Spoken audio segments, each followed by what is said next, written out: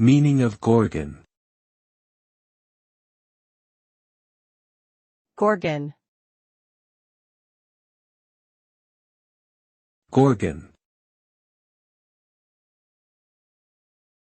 Gorgon. Gorgon. In Greek mythology, a gorgon is a female creature with snakes for hair and the ability to turn people into stone with her gaze.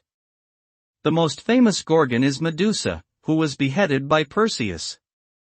The word gorgon is often used in modern times to describe someone with a fierce or intimidating appearance, or a person who is considered unattractive. It can also be used to describe a powerful or influential woman who commands respect. Overall, the term gorgon has negative connotations of fear and repulsion.